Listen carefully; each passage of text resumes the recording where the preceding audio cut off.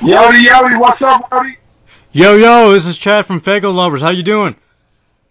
What the fuck?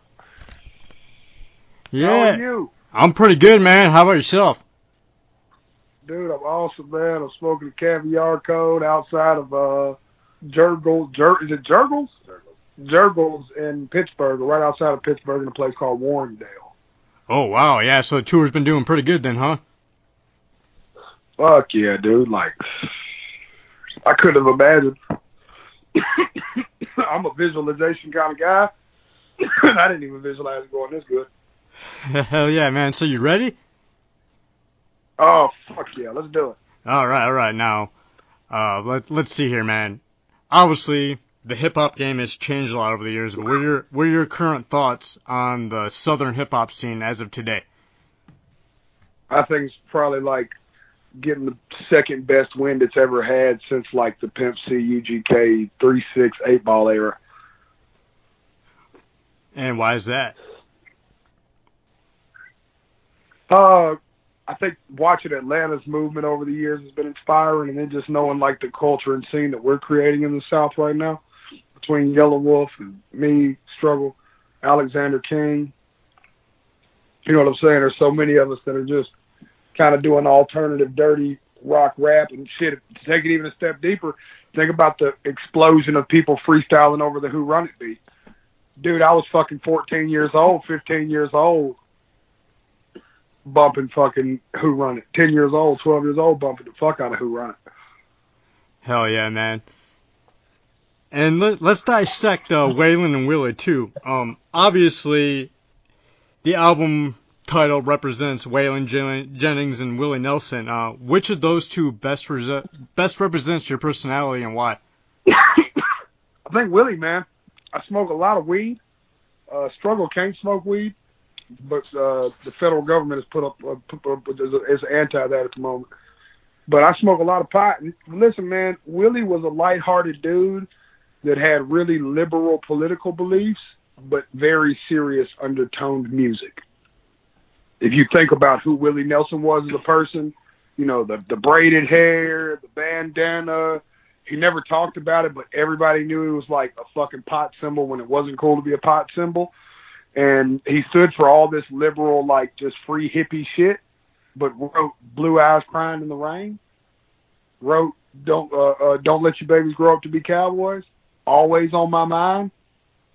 You know, fucking think about all the big records that he wrote that were just fucking like really deep-hearted records. So somewhere in that stoner, man, was like a really introspective dude, and I guess I relate to that. And, you know, which record from Willie Nelson would you recommend for a first-time listener, someone who wants to get into music that they've never explored before?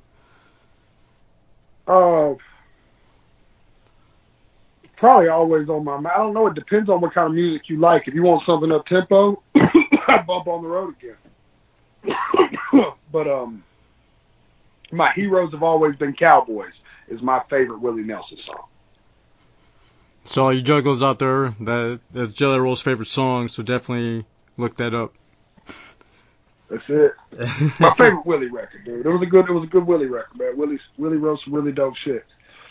People don't listen to it, man, because, you know, it's old or because they can't get over the sound. But I'm a top line guy. Like, I listen to lyrics. I love what people write songs about and how they express shit. Willie was dope at that. I agree. Now, let's get into your back history with Struggle Jennings and how you two crossed each other's paths and what brought about these two records. Dude, so, like, listen, man, this is actually probably one of my favorite stories to tell. We was on 2nd Avenue passing out mixtapes, right? Just, now, mind you, this is fucking 16 years ago, right? So we're on 2nd Avenue just passing out mixtapes separately. And my dude, Alexander King, is doing a battle. So we bump into each other on, because 2nd Avenue, the way it's set up is like this like popular street in Nashville downtown. Mm-hmm. And I guess he was coming from the bottom, I was coming from the top. We met in the middle. And we had met before the country music event, weirdly enough. And I was like, yo, man, I think I met you at this event. He's like, yeah. I was like, man, here's my mixtape. He's like, here's mine. I was like, dope. Alex was there. The next day, he came by the studio that we had, and we started making songs together 15, 16 years ago, man. We put out a project together like 13 years ago called The Halfway House. Oh, wow. Yeah, 13 or 12 years ago called The Halfway House. So, when you guys made that record, you guys, went out of touch for a little bit and just recently got back? No, dude, we've been best friends consecutively 15, 16 years. No bullshit. We've only had a 5-month gap where we didn't talk in 16 years. And we got in an argument about his wife. Oh, wow. True story. First time I've ever said that in an interview, neither. One time we had one, like, it might have been 4 months. It was, like, really short. Me and his wife got in an argument, one of those things. We still text, we didn't really talk. And then we all sat down, and I apologized to his wife, even though she was fucking wrong. He divorced that bitch, thank God. You feel me?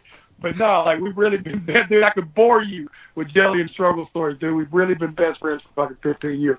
I babysat all his kids. Only one, his 19-year-old daughter is the only one's diaper I didn't change. And she had just made it out of the diaper. But his 15, 16-year-old son, I changed his diaper. And every kid below, like, dead serious. Wow, yeah, you guys definitely have some history then, so it's dope to see you guys make such a deep personal album together. Obviously, you use music to express yourself, to get things off your mind and chest, things that are eating you up inside, for therapeutic reasons. Well, Waylon Willie too, and the first record's pretty dark albums. So how did you use this album for therapeutic reasons, differently than past albums? Well, I think all growth, and I think it's different experiences too, man. The more I get to experience, the more I get to share. If that makes sense. I've seen so much more over the years. It's not always my story, if that makes sense. You know what I'm saying? Yeah. It's just, imagine, I get to hear, dude, the craziest stories every night. You know what I mean? Like, especially when I'm touring. Shit people went through, got through. And I just understand that. Like, I just empathize with people's pain. Mm-hmm. I'm sure you have a lot of fans that come up to you, every single time you're on tour, how much your music has impacted their life. Dude, it's probably the most gratifying thing in the world. Because when I started doing music, like I said this, I went on this Instagram, I was talking to somebody about money. They were like, well, you ain't tripping on money. You finally making a little bit. And I was like, you ain't like I did music for money, dude. There was a 13-year period. I did music for completely free. You know what I mean? 15 years for fucking, not even free, cost money. You know what I'm saying? Like, I always did music for people, man. I always was people-driven. It was always cause-based. You know what I'm saying? Like, everything I did was based on a cause. You know what I mean? Yeah. I feel you. Now, production-wise, how did you figure out what exactly you wanted beat-wise? And, let's break down the album production-wise and what exactly your mind was set on when you wrote it. So, as far as, like, here goes our creative process, right? Scatterbrains out here in the fucking RV with me right now, even though he doesn't smoke. Scatterbrains comes in with, like, normally the bass lines, right? Like, it's normally programming that actually drives the records. You know what I mean? But we build it. It's like straight down. It's almost like a general idea, like a direction. You know what I mean? Mm-hmm. And then we build the record up with Nashville players. Because we wanted the last few records we did, starting back to Addiction Kills, for me, I started wanting to incorporate that Nashville sound over the 808s. You know what I mean? Yeah. I feel like in the whiskey sessions, the 808s had got taken away from it, but the Nashville sound was there, but it was clogged because there was no 808. You know what I mean? Mm-hmm. And Sobriety Sucks was the beginning of finding it like California, like the dark record California that was real guitar, southern rock driven, with just super 808 heavy, just haunting almost. Because I feel like that's our sound, right? You know what I mean? Like, that's what we do. And I feel like Scat just had the best programming in the fucking world. He came in with fucking the bag we needed. We bring the players in and just scramble ideas. Writing is writing, dude. I'm a songwriter, man. I love writing songs. I wrote songs on the way here. You know what I'm saying? I'm in the R&B. I write songs on my phone all day, just notes, ideas. Like when you write songs, I seen a guy say this in an interview the other day. When you're a songwriter, you never stop writing songs. You're always writing a song. You know what I'm saying? Like you see something, you're always looking. You know, walking through a grocery store. You know what I'm saying? You might hear an old lady say, "Well, hello, darling," and you go, "Man, that'd be crazy to write a song called Hello, Darling." You put the note in your phone. You know what I'm saying? Yeah, well, because, life is inspiring, so obviously, if you got an idea, you want to write down the pad right away so you don't forget it. Right, for sure. Yeah, man. But, yeah, that's it. So imagine, from, a songwriter perspective, or, you do journalism, right? You feel me? Yeah. It'd be the same concept. You look for a story in everything. You know what I mean? You want to know the story of everything. You know what I mean? So, with me, that's what you look for in shit. Oh, what's the story here? What's the twist? What's the plot? Who's the characters, right? You know what I mean? And in my world, everything is how is that a song? Or how can I make that a song? How can I take his feeling or his emotion and make that a song? Right. I feel you, man. And I fuck up a lot, dude. I write 300 of them a year. People only hear fucking 30. You know what I'm saying? Hey, definitely should, make a big ass compilation that's like Jelly Roll from the vault, Dude, I'm gonna do a vault tape. I swear, I was just talking to fucking my engineer Leland about this shit the other day. I was like, dude, we should just release a tape. 'Cause, dude, we got records. Man, what do you say? No lie, probably. This is what people thought. Let's be clear. People thought that we did Waylon and Willie 2 was what was left over from Waylon and Willie 1. The complete clean slate of Waylon and Willie 2. You know what I mean? It was a complete clean slate. Every time we do, we go in there. So whatever didn't make the last project goes to the wayside. We never bring it back to the new project. So One day I should go back and revisit all of them. Yeah, I agree. There's so many dope ideas. Fuck, that's crazy. That's fucking. Thanks for that idea, man. Don't don't fucking sue me when I use it. No worries there, brother. Now, a track I really felt on the album, and I've been hearing a lot of fans online, expressing themselves too, but the shovel.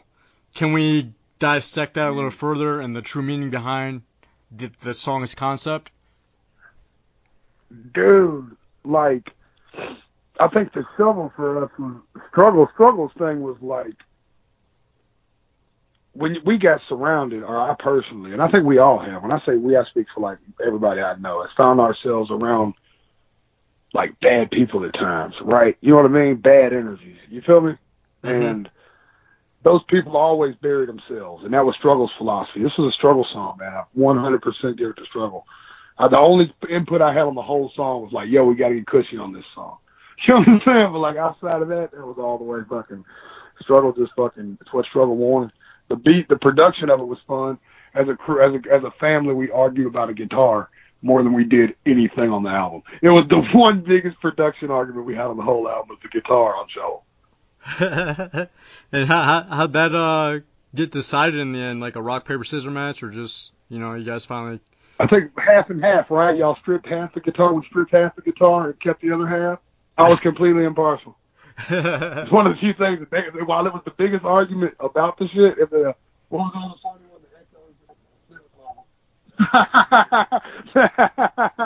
Yeah, dude. No, so we're shooting a video for Shovel. It's coming soon. Wow. Can you get into the concept of the video? Is it going to be different from the song itself, or driving around town or something? No, it's dope. It's definitely got a different vibe to it. It's dope. It's a Struggle, baby. We got a Hello Darling video, the video for that, and we got the video for Fall in the Fall coming next week. Oh, wow. Damn, man. Yeah, you definitely hustling, bro. You're dropping new shit every day, man. Yeah, no, but we're starting back our weekly freestyles next week. Got one coming out Tuesday, I think, or Monday. I'll let y'all know, though. I'm going to crank this shit in overtime. We just saw the video for Only. We're going to drop it to celebrate the year release of Addiction Kills. Hell yeah. Fans are going to be definitely excited about that one. Yeah. Well, but this is the first tour I've got to do the song live. I don't know if I should have said that. I mean, people come out anyway. It's like on the internet. The show ain't on the internet. Yeah, no, it's the only time we do it live.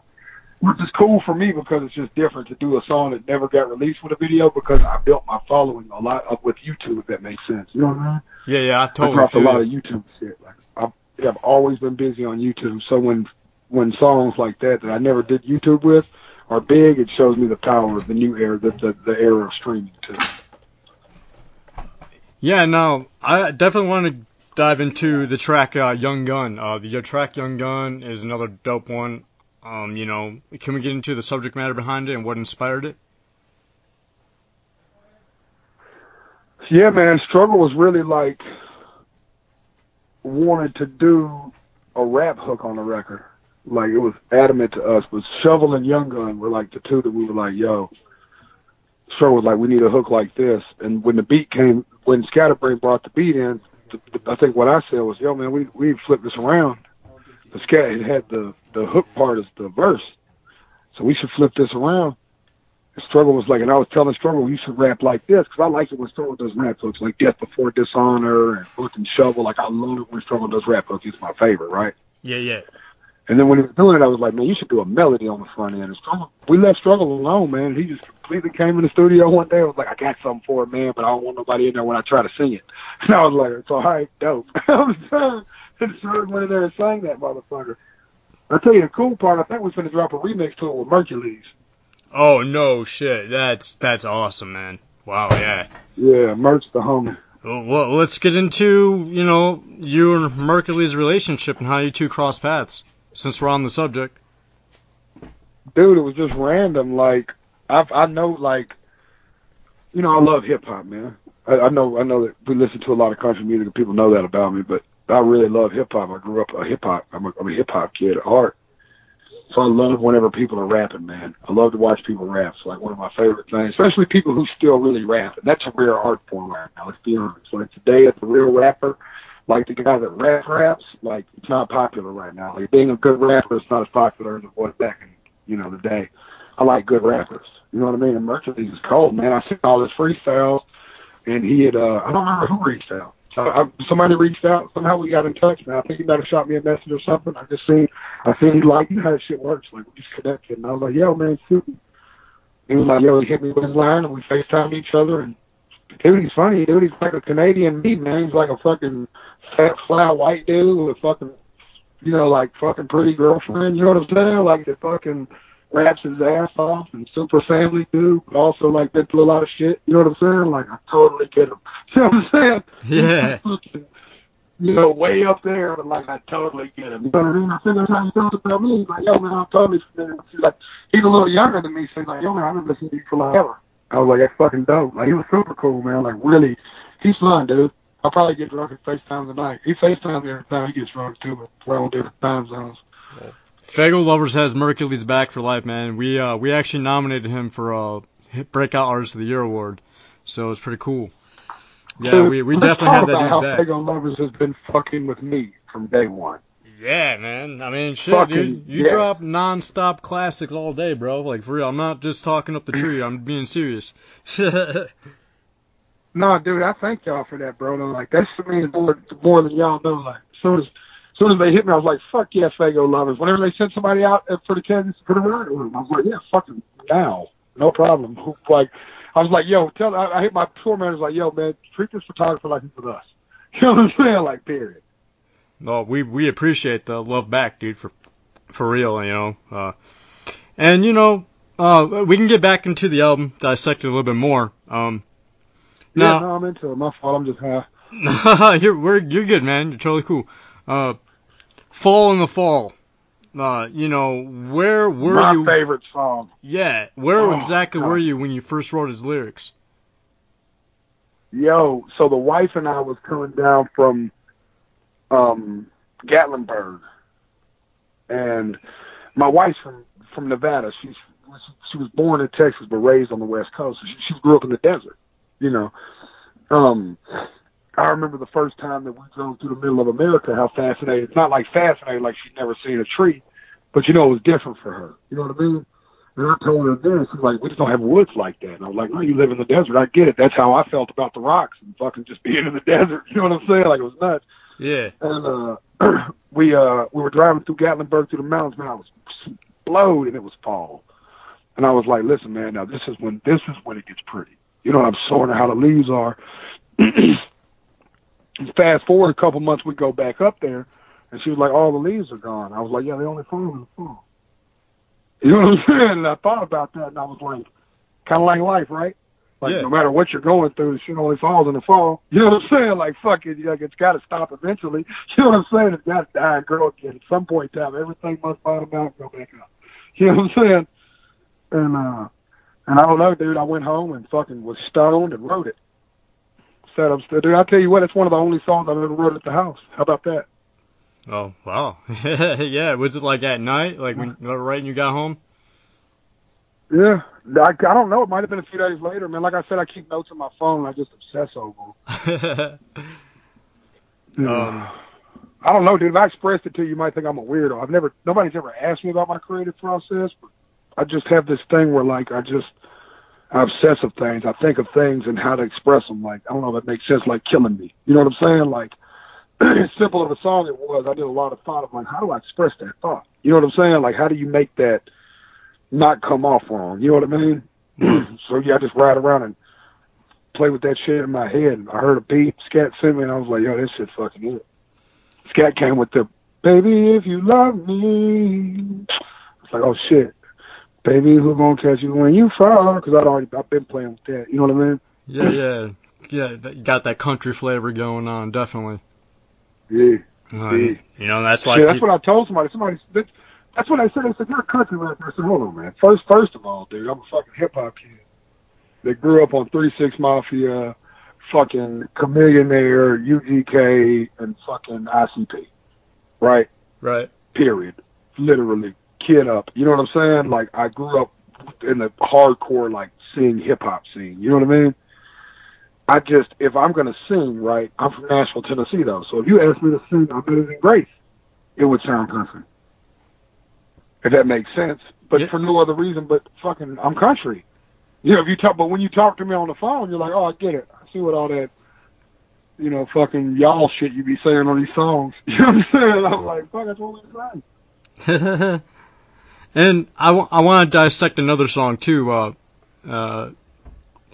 Rodeo with Alexander King, man. You know, it's a perfect closure for this album, in my opinion. Yeah, you guys were really deep on that. Is there any backstory behind the track itself? No, dude, it was just... I wrote a song with my partner years ago. That my dude, he had the full idea for. I just kind of came in with the saddle up portion. But a record called Saddle Up with a guy named Michael Knight, good buddy of mine that was doing country rap years before guys were doing country rap, right? Yeah. And he later did a song called Rodeo, but it was kind of a different thing. And I was like, I don't know, man. I wanted to express. I knew that I've always loved the idea of rodeo. Like saying that we had to saddle up, like you just look for shit, like, you know, like I love rodeos anyways. I love rodeo music.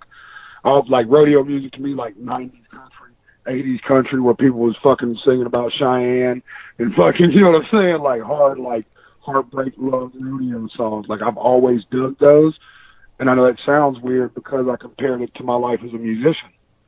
You know how many, you know, women come in and out of your life because they can't accept that you're just such a fucking, you know, you're chasing the rodeo, man. You know what I'm saying? Like, at the end of the day, it's all good, but I gotta hurry. I can still make Cheyenne. Yeah, exactly, because, you know, you got a tight schedule. Yeah. You know. Yeah. But more than anything, I just wanted to fucking do a party record. I actually wanted to get Michael Knight on the record, but he was on the road. And I thought that rodeo was funny because as much as I don't two-step or do-si-do, you get me drunk enough, you get me in the right bar with my wife, you know what I'm saying? You know what I mean? It's fucking, I might, you know what I mean? So I just thought it was a double fun. I don't know. I thought it was funny. I liked it. Yeah, I agree. And now this might be a little hard to answer, but why should fans not sleep on this Jelly Roll record between you and Struggle Jennings? It's not what you think. It's not honky-tonk music. If you haven't listened to it, it's because you think in your heart, Jelly's gone country. Just look at his thing. And it's not, dude. I think it's more of a, it's Jelly Roll, dude. You know what I mean? It's Struggle. It's dark. It's haunting. It's music. It's real. It'll make you feel something. And I know people that make a lot of music these days that motherfuckers don't feel. And this right here will make you feel something. Oh yeah, dude. You guys definitely went dark on that. And you know, how satisfied are you with the final completion of the record? We recorded it in the entire month of January. Oh wow! And you know, looking back at it now, you're totally. Well, how do I express this?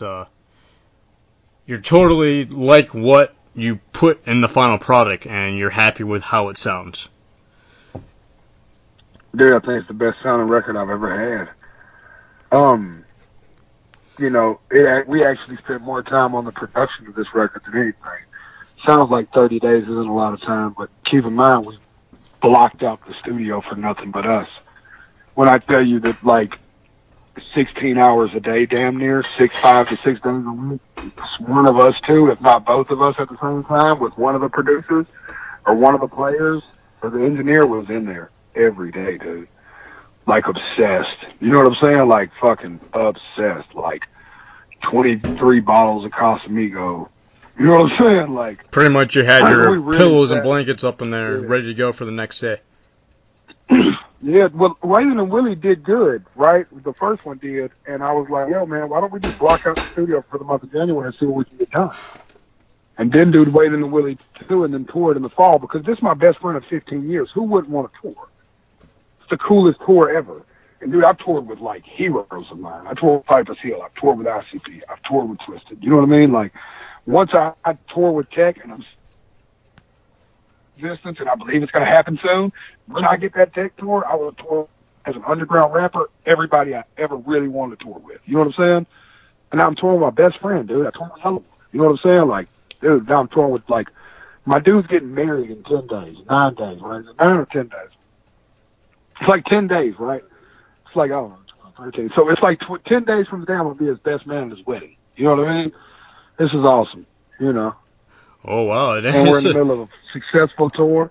Like, who wouldn't cheer for that? This dude just came out of federal prison. Y'all know I'm a fuck-up. I'm a known fuck-up. That's I have, you know, he just got out of prison.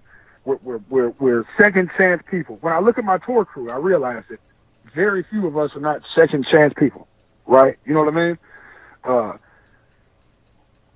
And we're best friends of 15 years, fought cases, lost people, been through the ups and downs, fought the monsters and the dragons together and the boogeyman and the lions and tigers and the bears, oh my, and he's getting married and we're doing big shows now. It's like, man, this shit is like, dude, I'm from South Nashville, man. When I tell people I'm grateful, I don't think they understand how grateful I am. You know what I'm saying? I am so aware of where I'm at in my life and where I came from. It's fucking insane, dude. God, man, yeah, this is awesome. We're going to do a Waylon Willie 3 in December. I was just going to see you about that. So back to the wedding. You guys are on tour and then going to do a pit stop at a wedding, then continue touring? Yeah, dude, it's going to be awesome. They're going to do the honeymoon after the tour, man. If I would do the first tickets, I'm trying to surprise people to send them to Hawaii. So let's get the word out, man. I'm trying to surprise them, man. Trying to send them to Hawaii after this tour. This tour just got extended through July. We're going to like Colorado and the West Coast and hitting all that shit we didn't get to hit. Oklahoma, all that cool shit. To Texas, all that cool shit. Wow, man, that's some mad work. The fact that you guys are like planning a wedding on tour and then gonna stop at the wedding and continue touring. That's some hardcore shit. That's badass. Oh yeah, no, it's awesome, dude. My wife is in the wedding. It's gonna be great, dude. Dude, we just in the middle of this tour we did spring break together already.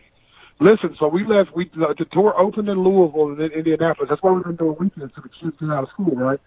So it opened in Louisville and then went to Indianapolis, and then we drove straight through the night. Me and my wife picked up my daughter, drove straight to the beach. Struggle did too. Picked up his fiance, soon to be wife, and his 7 kids, all 7 of them. Put them in a 12-passenger van with a trailer. Drove them all down to Florida. We spent 3 days on the beach with the kids before we drove straight through the night from Florida, dropped the kids off straight through the night up into Kansas City. and pick right back up on tour. Wow, mad respect on that, man. I feel kind of spoiled, man. We're taking a whole week off for the wedding. You know what I'm saying? We're really kind of just chilling. Well, I mean, there's a lot of... we got to do rehearsal dinners and shit, you know what I mean? As we know that. There's a lot of shit coming. Yeah, a lot of prepping. I've never been a part of one. You gonna perform at the wedding, like one track? Oh, dude, I'm sure we're going to get drunk enough to do the album. Fuck yeah, dude. So let me tell you what I did as a best friend. This was my job. You ready? Yeah. I got to be the guy who said, listen, man, I know as your best friend I'm supposed to pay for something. I don't remember what it is. So I am going to pay for the liquor at the reception. I'm going to make sure everybody gets drunk. Man, $2,100. Casamigo wedding. You know what I'm saying? This is gonna be big. I think I've almost got them convinced to do a Casamigos fountain. Wow. No, hey man, the fact that you're doing this for your best friend, that mad respect. Salute. Hell yeah. Yeah, dude, it's awesome. So Waylon Willie 3, you said December, man. Is there anything you're planning on doing with that record that you've never did before? If we could even discuss that. I don't know, man. We're still cooking. So Struggle's finishing Widow's Son, and I've been finishing Goodnight Nashville. And we're both going to drop them sometime in this summer. I don't know what his plan is for Widow's Son, but I'm going to drop Goodnight Nashville. I'm going to wake up one day and drop it in June. So I don't know what day fully yet. I haven't committed yet, but I'm kind of lightweight committed to what day I want to do it, but I think I'm just going to wake up one day and release the record. Because I think that's a new era, man. I'm just going to bomb it on everybody. You know what I'm saying? Like 15 Jelly Roll songs. Just solo shit. Just drop it all at once and, make people's heads explode from excitement. Yeah, just, man, more than anything, let them tell me what they like. It's hard when we got to sit back here and pick these songs and shoot videos for and hope people are going to like. Man, that's scary. Sometimes it don't work. Sometimes we pick the wrong song. I think I know what people, what people are going to dig the most. But you know what I mean? Well, I know Juggalos definitely felt your verse on Dope with Young Wicked. I know that's just a verse, but if you could, drop a verse like that live, I think they would appreciate that one too. That's just my opinion. No, dude, I love that record, man. No, I'll tell you this: I've been rapping on A Goodnight Nashville more than I've been rapping. If that makes sense. You know what I mean? Yeah. I've known you've worked a lot with Psychopathic Records, going on tours, doing tracks with Twisted, but you haven't did a full track with ICP yet, man. Violent J has been on the same track as you because of Buckshot, but what I want to know is you've... Fuck. Yeah. Now I want to know, if you were to finally do a track with Insane Clown Posse, what would you want the subject matter to be, and are you able to title it? Yo, I'm gonna blow your mind, right? So a couple summers ago, me and Lil White dropped an album called No Filter 2. And there's a song on there called Zombie, and we didn't title it this just to kind of fuck off, and we might have titled it, I don't remember, but it's featuring ICP and Mad Child. Oh, no shit. Swear, dude, when you hear it, it'll blow your fucking mind. Because when I think about who's on there now, like, for whatever reason, I guess how, music a couple years ago, maybe, whatever, it didn't get to what it should have got. I talked to Lil White fucking the other day, and I was like, bro, we should shoot a video for this record and bring it back. Because it's so hot. It's smoking. But I'm a zombie. I'll never forget, Jay and Shad came to the studio when they played Nashville a couple years ago, and swung by and came in there and dropped their verses. Okay, yeah. I guess I was more thinking, if you were to be a guest feature on one of their records. But yeah. I remember that now. Jelly Roll and Little White. No Filters too. Yo, if they call me for an ICP album, I'm going to try to bring them into Jellyville. I'd like to hear the clowns on fucking like some shit like Monster.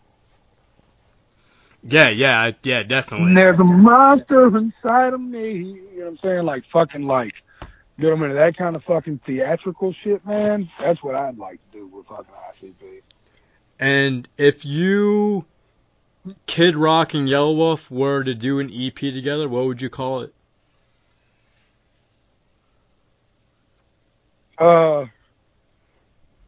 rock and roll with a side of whiskey. There we go.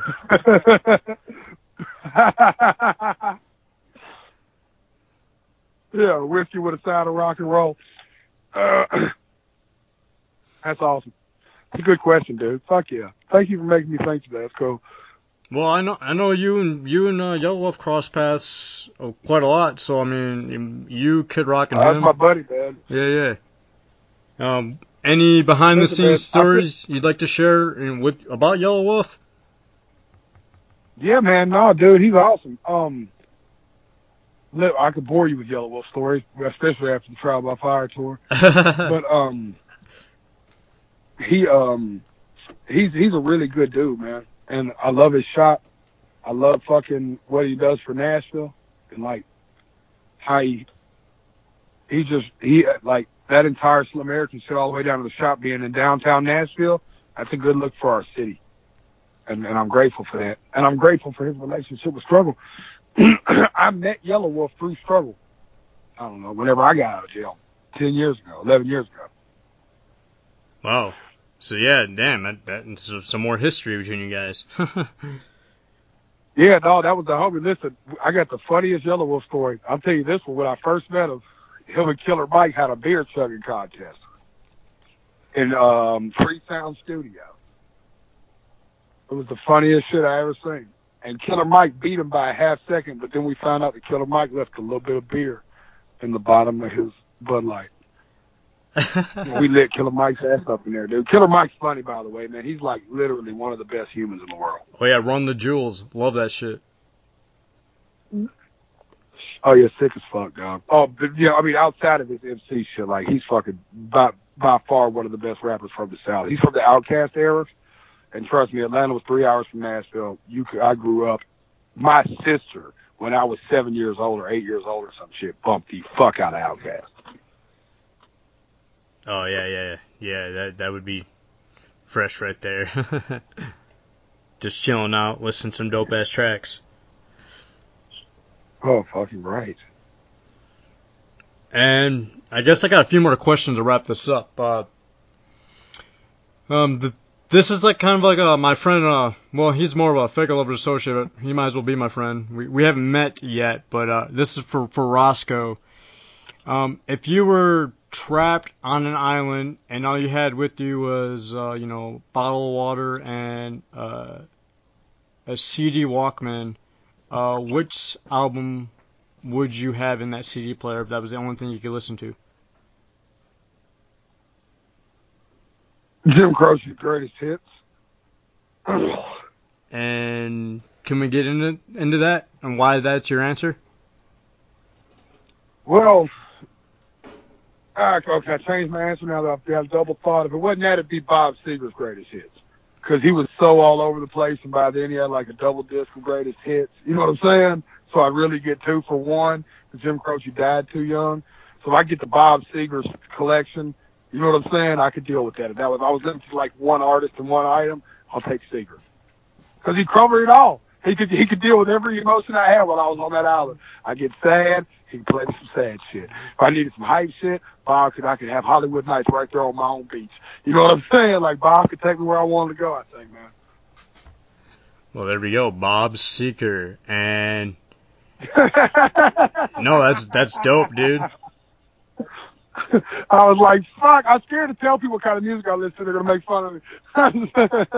No, man. Like, dude, like what you like, man. Who cares what people think you're listening to? I mean, if you like it, fucking bump it. It could be Lady Gaga for all I care. Dude, I'm inspired by fucking weird shit, man. You know what I'm saying? Like, yeah, no, dude, come on, man. Bob Seger was like foundation rock and roll. I can see where the influences come from with your acoustic stuff. So, dude, I fucking love Bob, dude. He sang about fucking great shit. You know what my favorite Bob Seger quote is, and it's not a lyric. They asked Bob about the songs he was singing backstage at a concert in '71. Long hair Bob Seger. I want to paint a picture of this interview. This is long hair Bob Seger. Yeah, not shaved hair or bald. Right? Long hair. No, this is fucking the real Seger. And he said, I just search for lyrics that I can sing with conviction. And I've probably re-quoted that 1,000 times in my career. I think about it before every writing session I had. It's a good quote, a good thing to live by too, man. For real, that's motivation right there. Yeah, deep, man. Seger.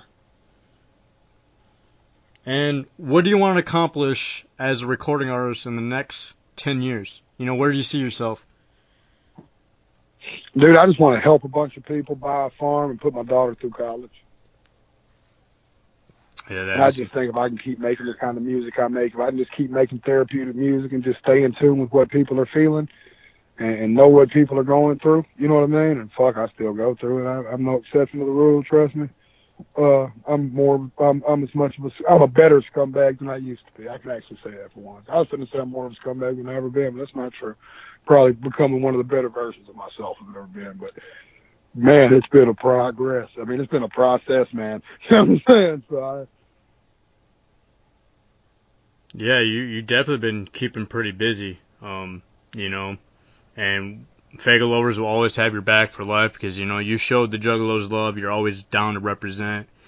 You're at the gathering multiple times. You're always representing, man. No, dude, listen, man. I'm telling you, dude. I've been whooping since fucking the Great Milenko. I'm not going to lie and act like I came in before that like a lot of people do. You feel me? But I'm going to tell you where I was at. I was in middle school. You feel me? I was in the 5th, 6th grade, and they introduced me to the Great Milenko, and I was like, yo, this shit's fucking nuts. You feel me? Oh, yeah, That's yeah. a true story. So that's your all-time favorite Insane Clown Posse, Great Milenko? I think probably because I've liked other records, but because even when I listen back to it, like when I went to their discography later into like the old Carnival Carnage shit with Superfly, and some of the underground tapes I even heard from like shit like Paul and them that played me before were fucking super dope. But I think sometimes that when we look at an artist's career, we either look at the songs that have done the most for us, and that's the era we love, or the era in which we came into the music. Does that make sense? Because there's nothing like getting hooked to it the first time. But then, you know what I'm saying? If not, or unless it's something that strikes emotional chords later. Exactly, because, you know, you find that record where you're like, damn, this is dope. This is, you know, I love it.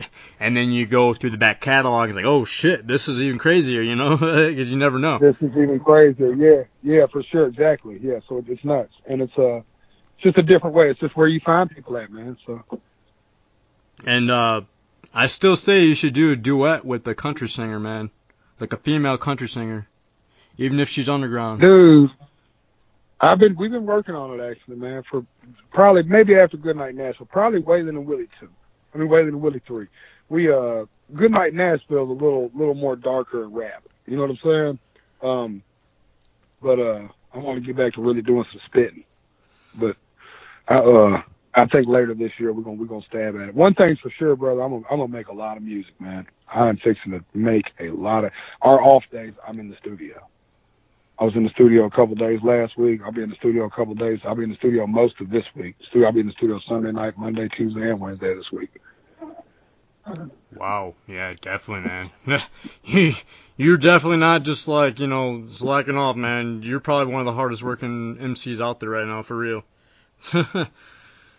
And man, man, listen, man, there's enough, like, the fact that people are digging it, why would you not do more of it? Why would you not turn up? Like, it's almost like somebody saying, hey, man, we like you enough that we're going to enable you to finally get to do this for a living.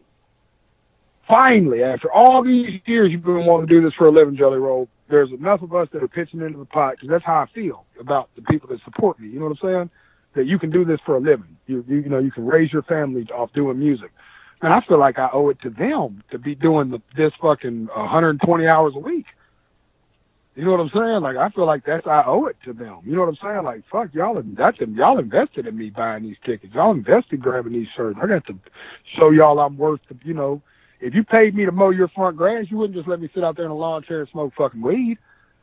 You know, you come outside and get off your fucking ass and mow my grass, dude. I paid you to cut the grass. You know what I mean? So, right, you know what I mean? Like, dude, I'm finna work.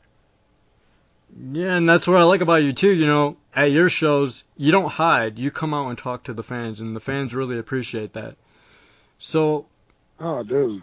Any final thoughts before ending this interview? I mean, obviously, people need to check out Waylon and Willie 1 and 2 and be paying attention to Jelly Roll for an album that could randomly drop in June. So. Yep, it's happening. Yeah, for sure. Listen, man, go back and listen to Addiction Kills, man. Dude, just click on the subscribe on the channel. I'm gonna keep giving you music. So, I'm gonna keep doing it, man. I promise you, brother. Come see me. I'm on tour. I can't thank, dude. I don't know. I'm overwhelmed with gratitude. It's probably the realest thing to say. You know, I'm literally, I'm baffled. Hey, we love that you're making music after all these years, and yeah, come back to Billings, Montana, man. That's where people want to see you at. That's where I'm at right now. Yo, I think I'll see you. All right. I'll see you. I haven't looked over the schedule yet, but I think sometime in the middle of the summer we're coming up through there because, believe it or not, I have my daughter with me. Part of her summer vacation is when we go from Salt Lake City to Wyoming, up through Montana, right? That goes up into Billings, right? Before we go over to Idaho Falls. Yep. Okay, so yeah, so that whatever that routing is right there, I'm bringing my little girl because we're gonna spend a few days on the Snake River. Well, I'll definitely be seeing you. There's no way I'm gonna miss that show, dude. Yeah, no, dude, I get you, dude. You'll be with us, man. Don't even trip. So just hit me and keep in contact, brother. And I appreciate you much for doing this, man. If y'all need anything from me ever, hit me up first. I'm here. Oh, yeah, we will for sure, man. Faygoluvers.net, signing off with Nashville, Tennessee's Jelly Roll. Whoop, whoop. Whoop, whoop.